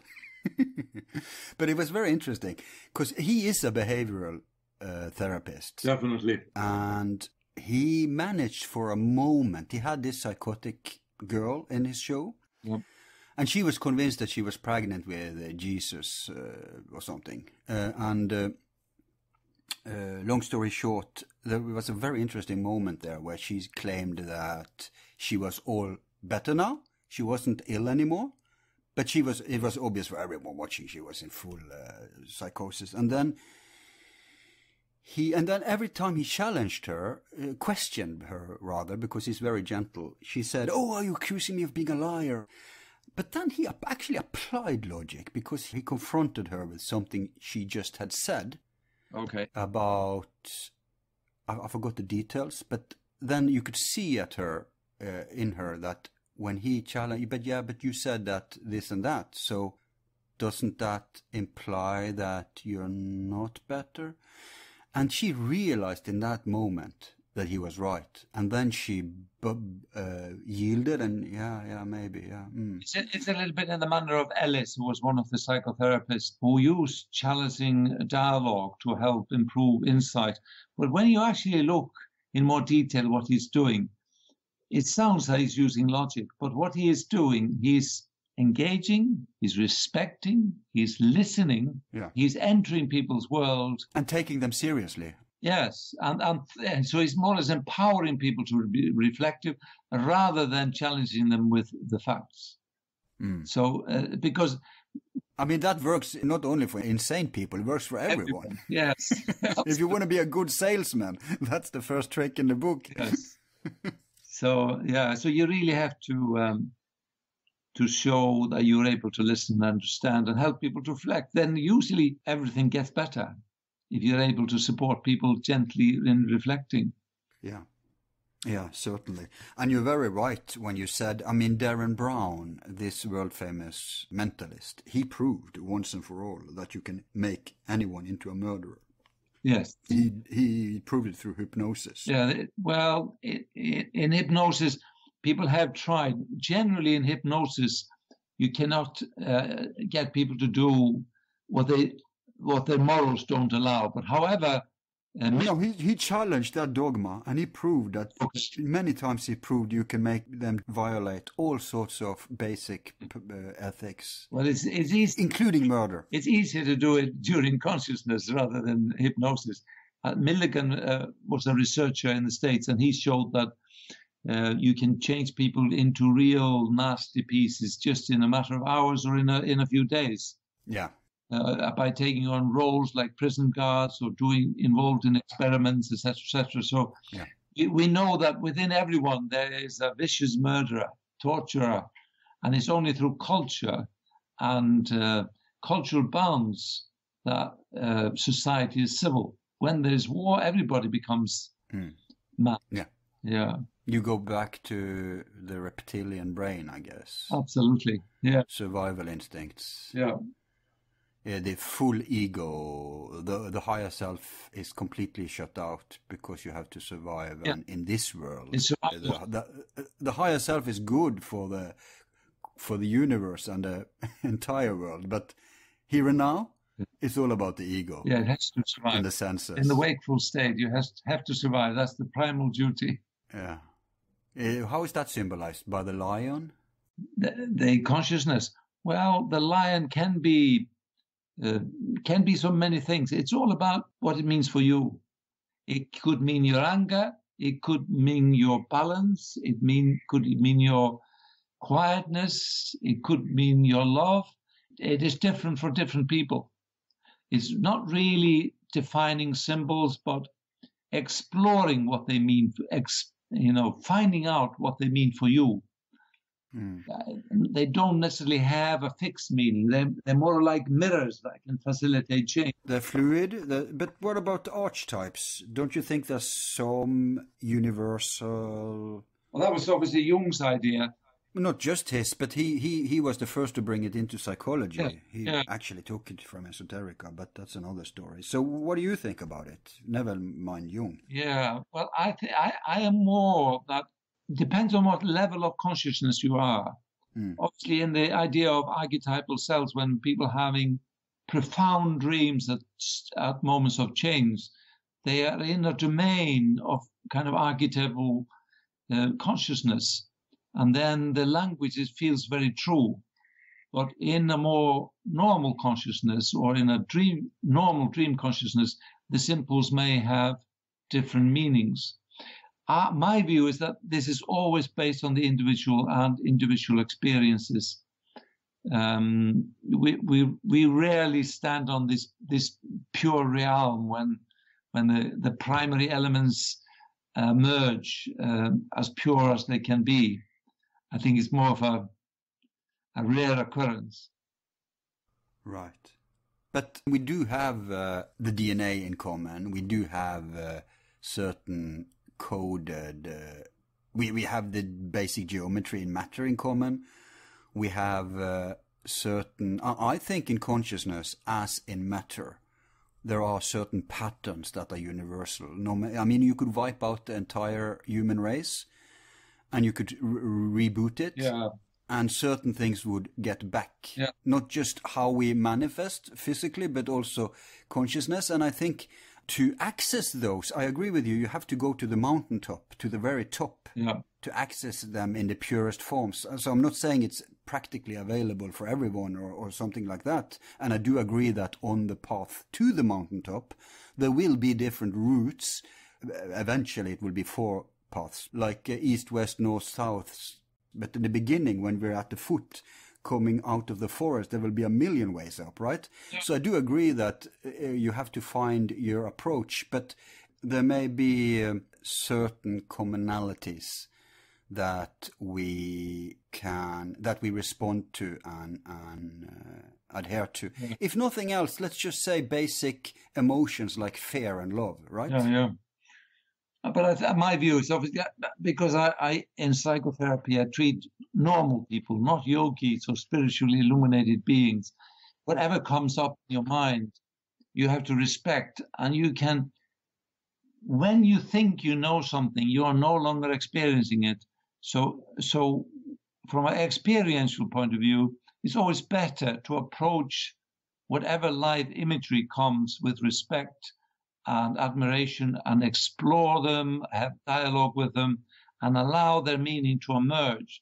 If you have a view what they could mean or should mean, you're usually blind to their nature. Yeah, I agree. That's when you're starting to conceptualize them and intellectualize them and try to convey them to others. Then it becomes dogma. As that you, logic is of no help at all. Yeah, I agree with that. But I'm thinking... Even Jung said that you can never encounter them in their purest, most primordial, original form. I don't know if you can say never, but that's not practical. But you can deal with the manifestations, and they can be different. Depends on the layer, on the level, I guess. Exactly. just like in Kabbalah and in the Egyptians, no mortal man can see the face of God, because once he does, he's no longer mortal. Exactly. Good point. That unfortunately, like all these dogmas, are degenerations of higher truths that the fundamentalists just can't understand. So then we become iconoclasts and no, you can't depict God or whatever. Yeah. So it's crazy. Time is always fleeing when we're having fun. But I need to go through a couple of more points with you before we close shop. No problem. So I did mention this possession exorcism phenomenon earlier, and even though you're not giving that phenomenon big space in the book, but I still want to discuss it with you. Okay. Because it kind of borders on the subject, at least as far as spirituality and insanity goes, and it's tremendously fascinating, and you have deep experience with this. Because you could say it's typical today that we see that in psychiatry, they think all these phenomena are just illnesses of the mind, whereas in the more mythical realities, magical realities, they are regarded as, as entities, as something that happens with your mind. I don't know if it's an either or anyway, but you wanna share some observations around this phenomenon? Yes, I think it's a fascinating area, and my view is don't have a view, go with the flow. I think if you think you know what's happening, then you're probably not seeing what's happening. So I always keep an open mind. Sometimes it's more psychological, sometimes it feels more literal. I can tell you an example. A lady that I worked with, she was probably in her early 30s. She wanted to have a second child. Now, she was worried because when she had her first child, she got very depressed and was very unwell for over a year. So she wanted to prepare herself for a second pregnancy. So she came to psychotherapy with me. And along with it came an interesting observation that she sometimes woke up in the middle of the night, very angry, and started hitting and screaming at her lovely husband. Poor guy. Yes. And she seemed to have this oscillation of mood. So I saw her for a number of sessions, and we started working on childhood, etc., etc., etc. It didn't seem to make much of a difference. Now, usually I'm very cautious, especially in England, where kind of exorcism is not really seen as an appropriate treatment. No, but I do know that Catholic psychiatrists can apply it. Yes, they do. Yeah. But anyway, on one occasion, her husband came with her, and I felt, well, that feels a much safer kind of way of exploring things that's slightly different. Now, because I'm also an acupuncturist and learned in Chinese medicine, 2 o'clock in the morning is liver. Mm-hmm. And so I thought, why don't we just play with this idea? And I said, do you mind if you have a look at your liver? And she said, what do you mean, my liver? I can't see my liver. Mm-hmm. Well, just imagination, play with it with me. What do you see? And she said, well, there's some dark edges, it's purple. And I said, well, let's focus on the dark edges. And after a little while, she suddenly told me that she was in a closed room and there was a young boy in the room. And who was this boy in the room? Oops. She had never told her husband. She had become pregnant when she was 18 and she had an abortion. Wow. And so she had been keeping a big secret of her life. Right. And her husband was there. And I said, do you mind if I speak with the boy? And the boy spoke with me, and I said, what's wrong? And he clearly was in a state of great anger. And I said, well, is it not time to move on? I said, he's not moving on. And we spoke about possible new child, and he said, no, I'm not happy with that. I wasn't allowed to have any life and all that. And so he was quite stuck with his anger. So I said to the boy, let's look a bit deeper. What's holding you back? Hang on, did you communicate with the boy through her? Yes, through her. But was she in a meditative state? Yes, exactly. Or in a hypnotic state? Well, I just asked her to go internally and share with what came up in her mind. Okay. And then we had the third speaker, who was a demon, who said he was there to hold the anger of the boy. And I said, well, he's done an excellent job. Even the demons you respect and meet on their own premises. Absolutely. I thanked him greatly for his great labors and said, well, it's my time to take over and he's allowed to go. And he did.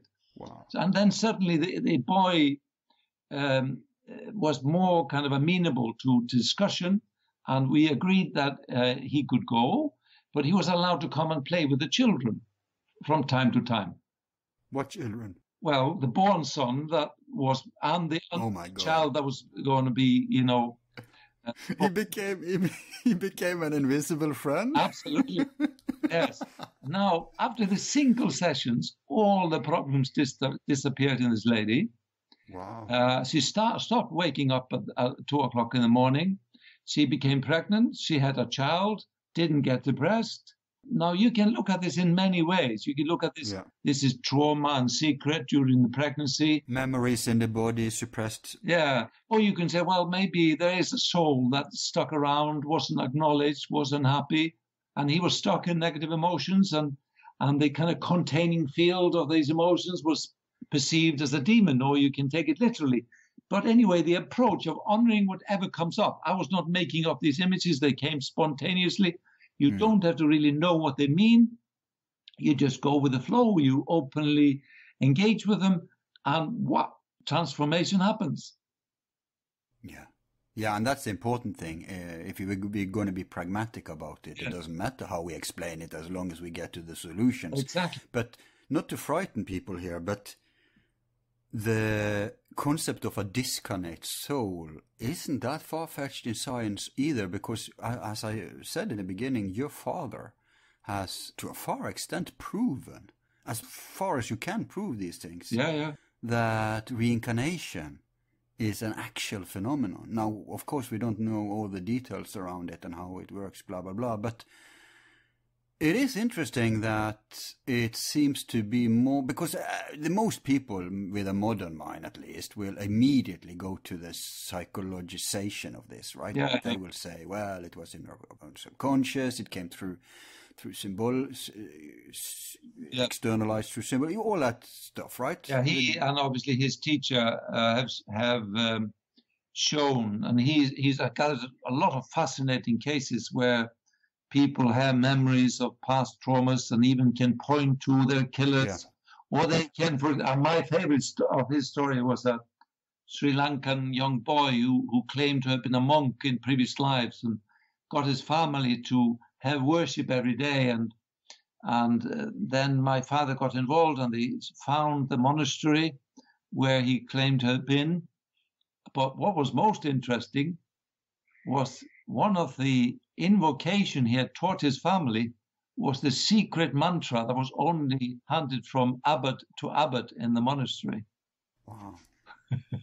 And there's many examples of this that you can actually find corroboration.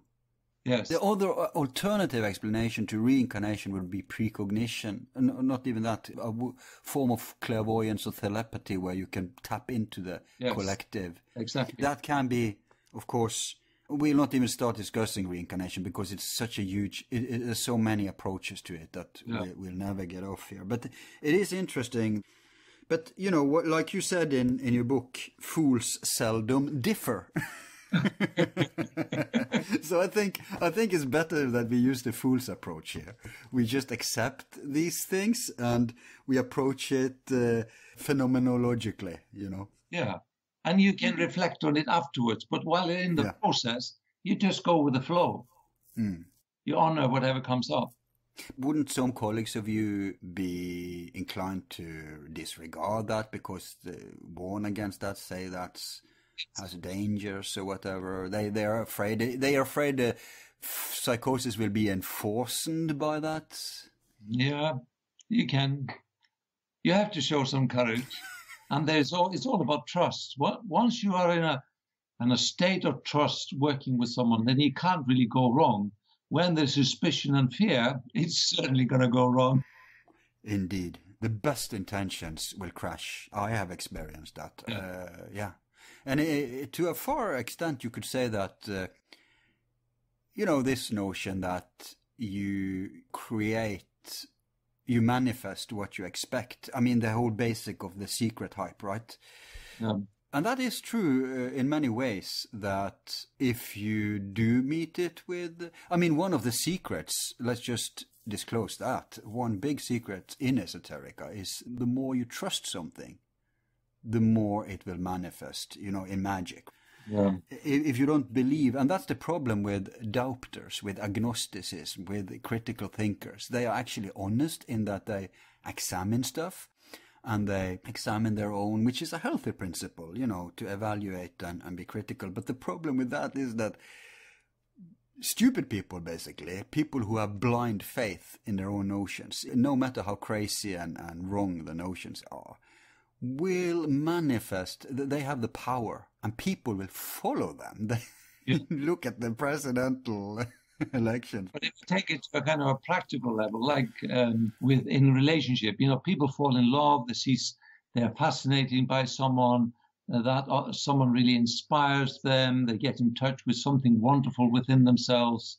But as the relationships start to deepen, we realize that it isn't only the fascination that draws people together, but also the nightmare, not only the dream and the intention of where they want to go, but their unfinished business draws people probably more. The shadow aspect, the nightmare, the disaster is actually more powerful in drawing people together.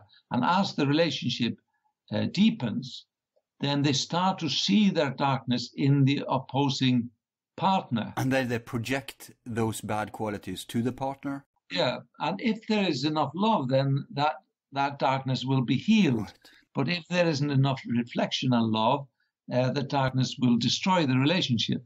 Been there, done that. So the darkness, our unfinished business, because we don't know it well enough, it will impact on whatever we do. Mm. And if we get a strong reaction, we better know that it's certainly got a shadow aspect to it. So a clue here is to have faith. In this case, since you're taking it in a practical example, to have faith in the love, in the bond, in the partner. Yeah. Instead of yielding to suspicion and fear and projection and all that. Yeah, and also when difficulty come up, there are two ways of seeing it. And I think just like in most things, there are opposing views, and either is terrible, but together they're beautiful. And so one view is none of my business, is all your troubles. Is not, I am not involved in this. You're clearly the troubled person. Mm. So the other way is, I'm sorry, this is all my fault. I'm sorry to burden you with this. So Isn't it true that more females tend to take that inward and more males tend to take that externalization? Yeah, exactly. Men tend to be less reflective and women are more preoccupied with their emotional state. So they are more kind of spiritually aware. They are they're more in their heart rather than men in their head. Mm. So they're actually more intuitive generally. But also they get also more affected by their emotions, and so they can lose their sight as well. Mm. But they are more in touch. So it is like with many things. I think we have to allow two views to remain and see where their dialogue takes us. Mm. Yeah. And with Patricia in the book, she is really, we kind of play with the notion that spiritual awareness, the spiritual understanding is almost like an inheritable quality, and it lies in families. Not everybody has the fortune or disfortune to awaken it, but the way that quality has managed in the family often emerges in the person. And we have that Patricia's grandmother was a nun and a visionary. Mm. Really took herself to the boundary. She left the nunnery, took her own path, and was seen as a madwoman. And she was a great favorite grandmother. And she was being taught by her grandmother to see and to attune, but then she started taking on kind of normal education, and she lost the faith in these experiences. So she's a kind of a person that has the gift and yet not the courage to go all the way. That's also a metaphor for modern culture, that we've left our roots. Very much, yeah. Exactly. So the grandmother is really the old culture, and Patricia is the modern culture, and the challenge that takes us regarding our spirituality. Good point. Well, Olaf is kind of steeped in the old culture, just like the grandmother. And yeah, but I think he was a little new agey, to be honest. He is a new agey, yes. He didn't differ too much. Yeah. But he does use a set of tools that are very traditional. He uses dreams. Yes. He uses rituals. Yes. He uses hymns. Yes. And then we're back to the singing. Yes. And he also flirts with predictions, which is typical fools. Always stay out of predictions, if you ask me. That's a tricky area, because are you familiar with Peter Kingsley, the brilliant English author, scholar? He wrote In the Dark Places of Wisdom. He wrote Reality. Oh, yeah. Yeah. Now, it's one interesting thing here, and that is that, you know, today people imagine that prophets are someone who, predicts what's going to happen. But if you go to the roots that Peter has done, and I'm going to have him on for an interview, but if we go to the roots, we'll see that the ancient healer prophets, especially the Hesha style incubation, what they did was that they went into the complete stillness, because that's the clue. I mean, in the noise is the humans going out in the world, away from God, away from the source, if you like. Nothing wrong with it. It's just an evolutionary path. So more or less going into the fourth state, where there's calmness and kind of inner experience. Exactly. You go back to the root, back to the nuclear. Yeah. And when everything is still, that's when you can encounter the source, the light. And my point with this is that those ancient healer prophets, they did this and they entered over to the other side. And the point with prophecy wasn't to say, you know, next year there will be a war or whatever. A real prophet isn't someone who predicts, it's someone who manages to go to the other side, to the realm of the gods, the archetypes, call it what you want. And here's the clue. Come back, return, and bring with you something of the divine realm that you can share in the world. Because, I mean, everybody can do it for themselves, but it also has to be something that you can apply in this world. And if you manage that, if you could bring a bit of that source and bring it back with you and share it with other people so that it will be useful for them too, then you were a prophet. Yeah. But from another point of view, I think all living beings are prophetic. I think it's the very nature. Innate, you mean? Even bacteria have a sense of what's going to happen. I think the very essence of life means that the time factor is somehow broken. They have a sense what will come, which is important for survival, what's important for their development. So human beings have dreams that sometimes are prophetic. It is very well known in culture. We also know it from kind of research.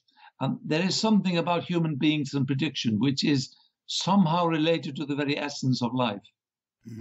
Right. Well, I can't debate that. We're closing up to the end here. Now, your book is about this experience, this journey that your protagonists have. It just takes place within 2 weeks, I think. Yes. The whole story. But Olaf, is he crazy? Or is he spiritual? You want me to ruin the book? Well, the fool don't differ, does he? Well, it depends on what you think is crazy. I think it's a label. It is. If you were in those shoes, doesn't really matter whether you're crazy or not. You have to go with your experience. Good point. Good point. You end the book by the following hymn. Hail to you, the Vedis device in Mount Hoffel. Hail to you, Bard the bright in Mount Snæfell. Snowfall. Hail to you, Bran the blessed guardian of the Grail Mountain. We offer rose petals at your feet. Are these the 3 states you mentioned in the beginning? Sleepwalker, dreaming, quiet, and clear? Could be. But I think rather than having an idea, it's more about experience. They are all traditional mountains of sacred worship in Iceland, on the east coast and west coast, and in the Lake District in England. Bran, or the Raven, is the most sacred of the Celtic tradition, and he is the Grail Keeper. And the highest mountain, which the pilgrimage of the man who drew triangles, is going to his mountain, which to this day means Grail Mountain or Skaufell. Right. Yeah. It is. That's in the bottom point of the triangle between Lindisfarne, Yes, Sankt Mollais, yes, and then you have Skaffel. Yeah, I'm cheating. I'm reading the chart in your book. You have some. Often in each country, the highest mountains are the key reference point, and this is the highest mountain in England. Okay. Hey, you have a co-author for this book. Yes, Keith Hagenbach. Yeah, we are kind of neighbours from Sussex, and friends for many years. We were in a men's group together, and he's an author and very good writer. He is the pen, and he's the master writer. He's the. Oh, I see. It's like the Shakespearean works. You're like Francis Bacon, and he's like Henry Neville. So he takes care of the artistic expressions, and you take care of the big ideas. The idea originally came from me, which is from kind of 1992. So it took a kind of 20 years to emerge. Wow! But really, we started to do this project together, and we met on a weekly basis. And really, almost from day one, these images, we weren't really planning the story. The story took us on a journey. It wrote itself, right? Yes, it wrote absolutely itself. Yeah. So we finished the book in about a year after meeting every week. But it took us another 3 years to rewrite it, because once we had kind of developed the idea and the basic story, we also had to think about what makes a good book. And it's about, a fascinating start. It has to be a powerful ending. It's about opening and ending chapters. It's about the quantity of material. It's about, having a sense where there's ebb and flow. So we had to kind of look at all these aspects, but only after the story had gotten written itself. So the artistry really came of telling a story came later, but the story more or less created itself. I see. So you began, but I think it's very hard to, well, probably not harder than being in a band together, but if you're going to create with someone, you have to be very in flow with them. Oh yeah, absolutely. So I guess you had a good chemistry on creating. Yeah, we know each other very well, and we're both very intuitive, and we had kind of full kind of trust in each other's kind of abilities. Is Keith also a psychiatrist? He is a psychotherapist. Right. So he was a colleague of you? Yeah, well, we didn't never work together, but he worked within the mental health as a therapist. And he has issued stuff before, right? Radio plays. Yes, yeah, he's published a few books and plays and things like that, yes. We'll put up links at your presentation page at our website. We'll also put a few links to his stuff. Yeah. Have you issued any books other than this one? Not for almost 100 years. Yeah, that's one thing. And I do know you've written a lot, but for public consummation, can people find other stuff out there? No. By your present personality? No. You should do something about that, man. Really? It will come. Okay. But yeah, we have a script writer working on it at the moment, and we have a potential film producer who have shown interest. Wow. So we are hoping either to make it as a movie or to a series of TV programs, and also we are looking at developing a sequel, which will be in the States. Nice. And focused on George Washington and his sacred geometry that he was used to found the state. Yeah, that's very popular these days. Yeah. I mean, there are already some Hollywood movies about that subject, so it's in the time right now. Yeah, absolutely, yes. But that's another. That's not this manuscript, obviously. No, that's the next book. Oh, so you're already working on the next one? Yes. So you bring this geometry subject, but this time you're not exploring it in psychiatry and that, but more straight to the esoteric? More historic and kind of having a sense that to awaken the Americans to, wow, there is something that has been charged into the land here that we need to explore. Absolutely. That's great. So that's the next step. It's probably going to be ready by the end of the year. So then we'll approach a few producers. We've already approached a few that, and possibly two are interested. But obviously it takes a lot of work to take it from a book into a movie. Yeah.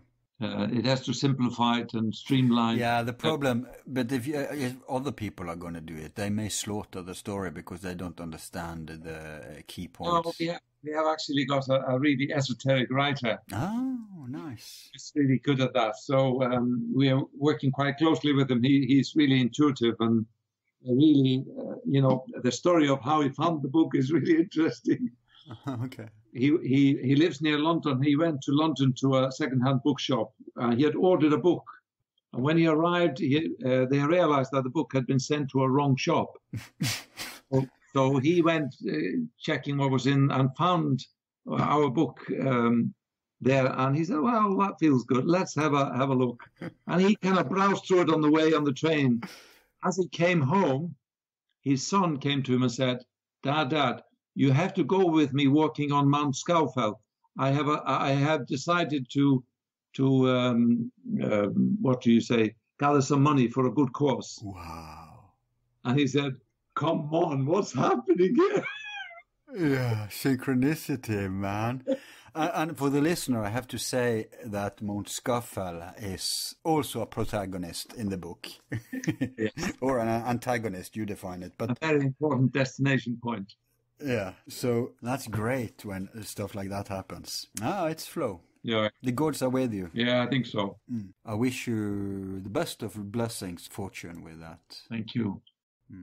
But you do arrange conferences, right? Or retreats. I'm not sure what it is. I know you had one not that long ago at we had a conference, part of the Esoteric Quest series of conferences onto Mount Snæfell, under the abode of Bard, our high god of old Iceland, last August. Right. We were kind of exploring Nordic mythology, especially the experiential parts and some of the ideas, and really the interesting fact that in Iceland, which was the outskirt of Europe in the 12th, 13th century, this was a golden age. It was the highest culture on the globe at the time. And it doesn't really make sense why that was the case.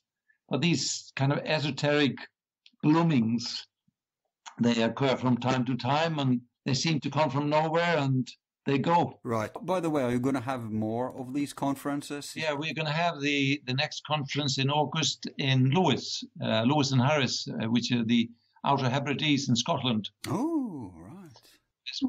So we're going to look at the origins and the mingling of Nordic culture and the Celtic, and look at various kind of aspects of these two.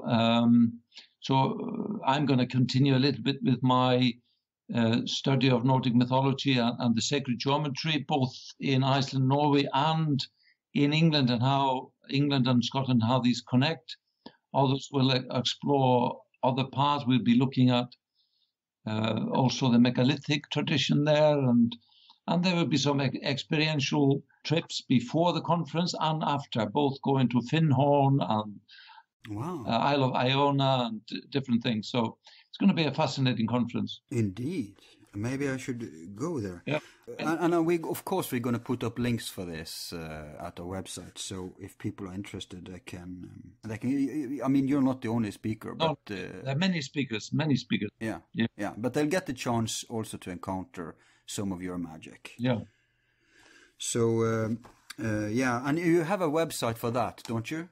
Yes, I'll send you the link. Yeah, we'll put it up, but you can also just say it here.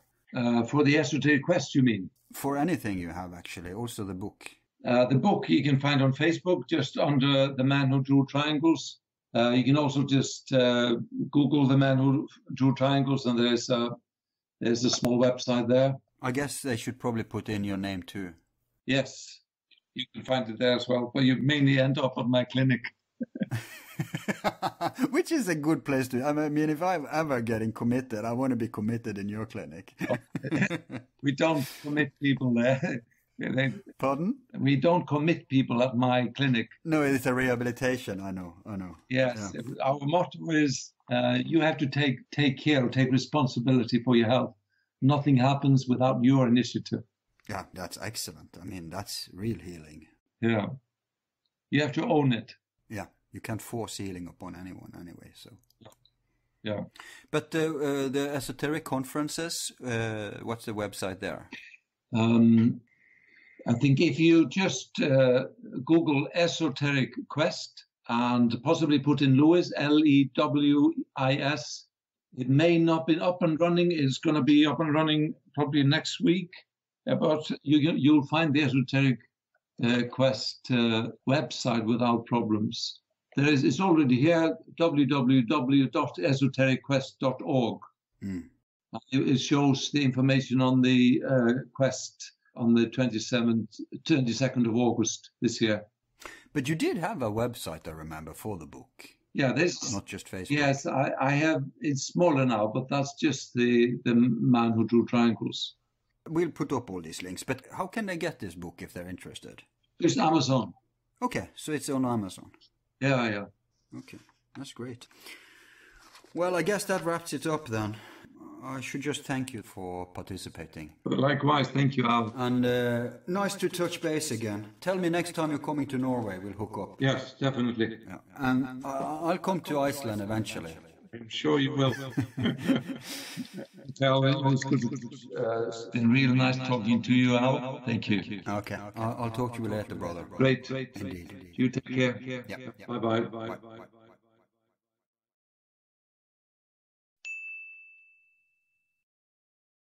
Thanks again to Dr. Erlendsson for sharing with us his time and insights. Before parting, I will read a brief quote from his book. The following is from a dialogue between the two main protagonists, Olaf, the mystic, and Patricia, his psychiatrist. It is not really a question of choosing. To make a choice is usually a logical process. That is not really how I work, how I find my patterns. I do not even look for them, you see. I simply tune into the land and wait to see what it tells me. You could say I listen and let it guide me. I think my connection to the land, to the planet, is different from yours. I would describe it as allowing myself to enter the stream of the guiding consciousness of the earth. That means I do not rely only on what my logical, rational mind tells me. It means I pay more attention to what you psychiatrists would probably call delusions or hallucinations. Interesting. So for you, what I might describe as a delusion, for me, could be an important message contained in the field of transformation, leading me to a deeper level of understanding. You are trained to see delusions or visions or schizophrenia as something wrong with people, something to be cured. Is that not so? I suppose it depends on the way the individual's behavior is affected, she told him. But I take your point. That kind of thing is often pathologized. Even though for some people they might in reality be states of consciousness they need to enter so they can receive the wisdom of the planet. Coming back to my map then, I did not choose these cities. I would describe the process as allowing the planet to guide me to them. What I found amazing was that when I had drawn these patterns, like this goat triangle, they turned out to be mathematically very, very precise. That precision I took to be a validation of my intuitive choices, which is in the shamanic tradition. Really? What is the connection between your patterns and the shamanic tradition? They enter altered states to do their work. Not just shamans, all kinds of what people call spiritual guides, medicine men, or healers do very much the same thing. Of course, it is an accepted part of the culture and tradition in their own countries. In your country, he shrugged, they would be sent to a place like this. Someone like you would say they are mad, and they would be locked up. Are you worried that might happen to you? Olaf peered at her through half-closed eyes. Do you think I should be locked up, Doctor? Nothing you have told me so far suggests you are a danger to yourself or others, she told him. On that basis, the answer is no. Good. Reaching out, he took the map from her hand and traced the lines he had drawn on it with a finger. Did you notice this is not just any triangle? 2 of its sides are exactly the same length, which means it is an isosceles triangle. The chances of a triangle with such properties occurring by chance is practically 0. I can show you the calculation. Pick any of these. He waved a hand at the paper scattered across the carpet like autumn leaves, and I will show you perfect geometric shapes. You will find them all over the planet. Gathering up a handful, he began passing them to her. I studied the English ones because I happened to be coming here, but look, they are everywhere. They appeared before her faster than she could possibly read them. But she identified Ireland, different parts of England and Scotland, as well as France, India and the Holy Land, Switzerland and the United States, each bearing shapes and patterns. Triangles seem to be the Icelanders' favorites, alone or in combinations of 2, 3 or even more, but she also caught glimpses of rectangles, an occasional pentagram, and once what she thought was a Maltese cross. Fascinating, she glanced up at him. Yes, I see what you mean. These are not created by my imagination. All I have done is link together places on the planet which possess special associations, he explained, studying her face. And please remember, none of them could occur by chance. That is impossible. And do other people accept your work as valid? I have not shown them to many people, he shrugged. A few, I expect, would understand, would accept. Most probably would not. How would you feel if your ideas were rejected? The work of pioneers in any field of human knowledge is often rejected, he smiled. But think how important patterns are. You use them, don't you? Triangles? I don't think so. No, but right now, you are comparing me with patterns of crazy people. He pulled her face and squinted at her. I wonder, what pattern does this Olaf fit? A pattern of sane men or mad ones? That's it for today. Remember to share our programs with other people whom you think may be in sympathy with them.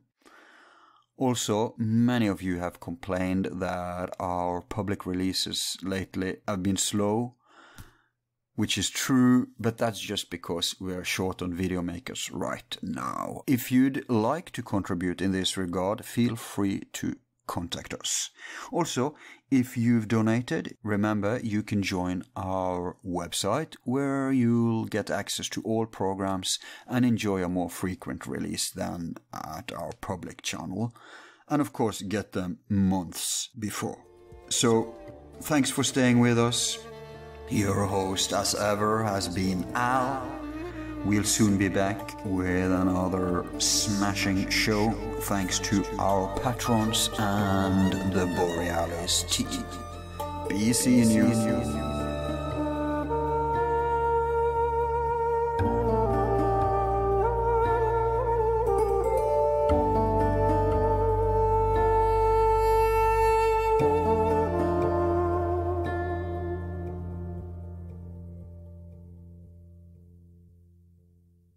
Who is number one?